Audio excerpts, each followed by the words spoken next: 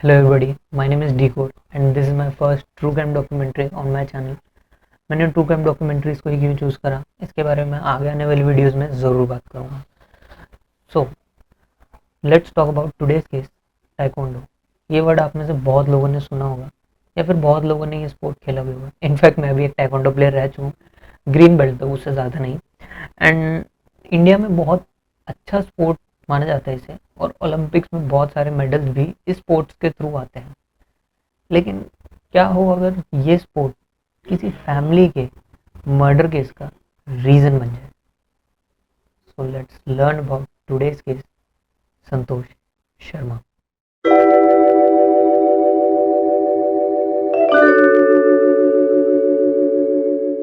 राजस्थान, अलवर, 2017।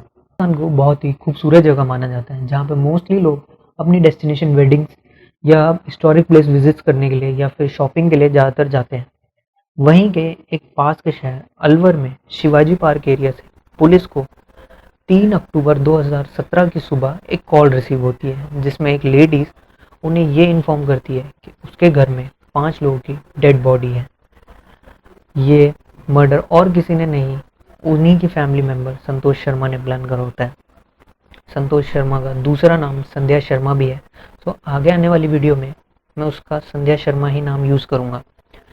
संध्या शर्मा ने ये मर्डर क्यों करे, क्या रीजंस थे, उससे पहले हम संध्या शर्मा के पास्ट के बारे में थोड़ा जान लेते हैं। संध्या शर्मा बचपन से ही टाइकोंडो को लेके बहुत पैशनेट थी। वो बचपन से ही हर एक कंपटीशन, हर एक टूर्नामेंट में पार्टिसिपेट करती थी, जिसमें वो बहुत अच्छा भी परफॉर्म करती थी और बहुत जगहों पे उसे मेडल्स और कैश प्राइजेस भी मिले थे। उसने टाइकोंडो को अपना एज अ करियर चूज कर रखा था, इसलिए आफ्टर मैरिज उसकी फैमिली और उसके हस्बैंड ने, जो कि बनवारी लाल शर्मा 45 ईयर्स ओल्ड के थे, जो एक मशीन ऑपरेटर थे एक प्राइवेट कंपनी ने, उन्होंने उसके लिए टाइकोंडो क्लासेस का अरेंजमेंट करा और अलवर शहर में उसकी टाइकोंडो क्लासेस ओपन करवाई। बनवारी लाल शर्मा भी वर्किंग थे और संतोष शर्मा भी वर्किंग थे, तो उनकी फैमिली कंडीशंस बहुत हद तक ठीक थी। वो बहुत अमीर नहीं थे और बहुत गरीब भी नहीं थे, वो मिडिल क्लास थे। और दोनों के वर्किंग होने की वजह से फाइनेंशियल इश्यूज भी नहीं थे और कोई और प्रॉब्लम्स भी नहीं थी। और बनवारी लाल शर्मा और संध्या के 3 बच्चे थे, अमन 17 साल का, हैप्पी 15 साल का और अज्जू 12 साल का। ये फैमिली बहुत ही हैप्पी फैमिली थी और संध्या शर्मा मोस्टली टाइकोंडो कॉम्पिटिशन से रिलेटेड, टूर्नामेंट से रिलेटेड कई बार शहर से बाहर भी रहती थी। बट 2014 उदयपुर का कंपटीशन इस फैमिली के लिए बहुत ही बुरा साबित हुआ। 2014 उदयपुर में एक टाइकोंडो कंपटीशन अरेंजमेंट हुआ, जिसमें संध्या शर्मा ने भी पार्टिसिपेट करा और उसने अपने कोचिंग के कुछ बच्चों का भी पार्टिसिपेशन उसको टूर्नामेंट में करवाया। वो अपने बच्चों के साथ उदयपुर गई और वहाँ पे उसकी मुलाकात एक हनुमान नाम के आदमी से हुई, जो कि सेम फील्ड का था, टाइकोंडो कोच था और वो भी अपने स्टूडेंट्स के साथ टाइकोंडो मैच के लिए आया हुआ था। तो वहाँ पे उन दोनों की बातचीत होती है। कंपटीशन खत्म होने के बाद वो दोनों अपना नंबर एक्सचेंज करते हैं और फिर उनकी कॉल्स पे बात होनी शुरू होती है। ये कॉल्स कब मिनट से घंटों में बदल जाती है पता नहीं चलता, और इनके इस रिलेशनशिप के बारे में किसी को भी कोई आइडिया नहीं था, ना ही संध्या की फैमिली को था, ना ही बनवारी लाल शर्मा को।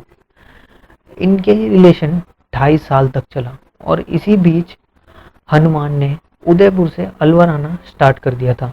वो हर हफ्ते संध्या से मिलने अलवर आया करता था और हनुमान का एक दोस्त कपिल, जो कि अलवर में ही रेंटेड फ्लैट पे रहता था, वहां पे संध्या शर्मा और हनुमान घंटों घंटों टाइम स्पेंड करते थे।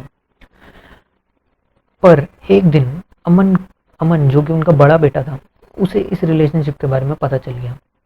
उसने सबसे पहले संध्या शर्मा को समझाया, बट जब संध्या शर्मा नहीं समझी तो उसने ये बात सीधा बनवारी लाल शर्मा को बता दी। शर्मा को बहुत ज़्यादा गुस्सा आया और उसने इस गुस्से में संध्या को बहुत मारा पीटा और संध्या का घर से बाहर जाना बंद कर दिया।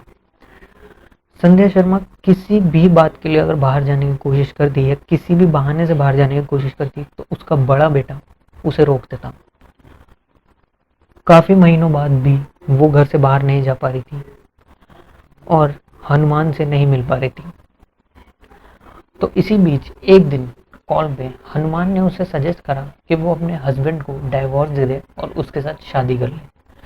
पर संध्या शर्मा इस बात को नेग्लेक्ट कर दिया है और वो उसे कहती है कि वो अपने हस्बैंड और स्पेशली अपने बड़े बेटे को मार कर ही उससे शादी करेगी। तो 3 महीने की प्लानिंग के बाद 2 अक्टूबर 2017 की रात को वो लोग अपना प्लान एग्जीक्यूट करते हैं। इसी बीच संध्या की एक बहन उसके घर रहने आई हुई थी, जो कि अपने बेटे निक्की, जो कि 10 साल का था, उसके साथ रहने आई थी।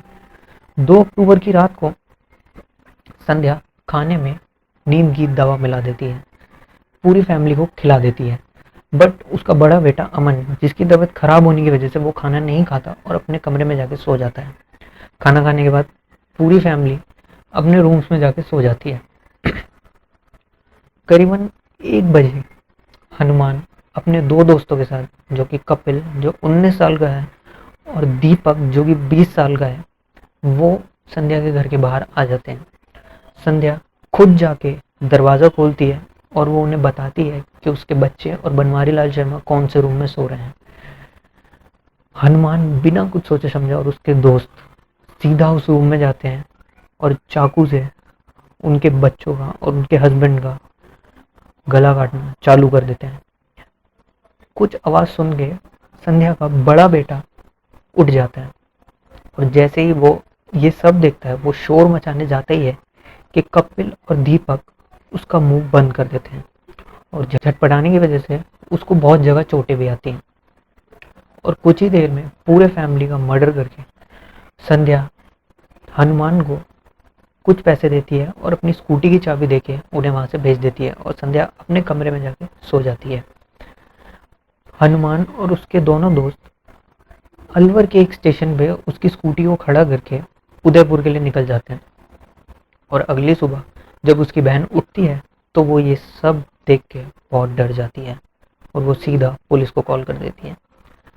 अब इसी बीच जब पुलिस वहाँ पे आती है तो संध्या शर्मा भी उस टाइम तक उठ चुकी होती है और जब पुलिस उन दोनों से बातचीत करती है तो संध्या शर्मा बार बार बातचीत के टाइम पे बेहोश होने का नाटक करती है, जिसकी वजह से पुलिस को उसे एक हॉस्पिटल में एडमिट करना होता है, जिससे कि वो ठीक रहे और पुलिस के सवाल का जवाब दे पाए। पर हॉस्पिटल में एडमिट होते ही कुछ टाइम बाद संध्या वहां से चली जाती है और हॉस्पिटल में जब हॉस्पिटल वाले जब ये बात का इन्फॉर्मेशन पुलिस को देते हैं तो पुलिस का सीधा शक संध्या पे चला जाता है। संध्या ये झूठ बोलती है कि वो अपने परिवार को देखे बिना नहीं रह सकती थी, इसलिए वो हॉस्पिटल से निकल गई थी और उनकी बॉडीज को पोस्टमार्टम के लिए भेज दिया जाता है। जब पोस्टमार्टम की पूरी रिसर्च हो जाती है तब वो उनकी बॉडीज को उनकी फैमिली को वापस दे देते हैं और उनकी फैमिली गारू विलेज में जाके केथमारू में शाम के टाइम उनका अंतिम संस्कार कर देती है। पर इन्वेस्टिगेशन अभी भी चल रही है। कुछ महीने बाद संध्या को फिर से पुलिस स्टेशन बुलाया जाता है और कुछ सवाल जवाब पूछे जाते हैं, जहाँ पे संध्या शर्मा अपने कुछ सवालों से मुकर जाती है और अपनी स्टेटमेंट बार बार चेंज कर रही होती है, जिससे पुलिस का शक उस पर और बढ़ जाता है। और फिर कुछ ही देर में संध्या अपना सारा सच बता देती है कि कैसे हनुमान ने और उसके 2 दोस्तों ने उसके बच्चों का मर्डर किया और उसके हस्बैंड का भी। राजस्थान पुलिस इस बात की इन्फो उदयपुर में कर देती है और उदयपुर में हनुमान और उसके दोनों दोस्तों को, कपिल और दीपक को राजस्थान लाया जाता है।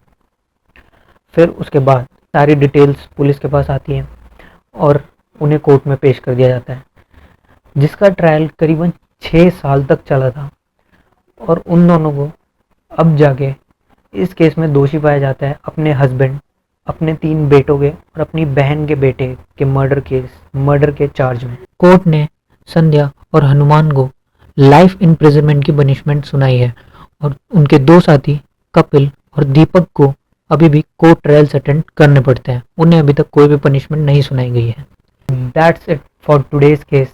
आई hope you guys are safe and doing great in your life. Bye bye.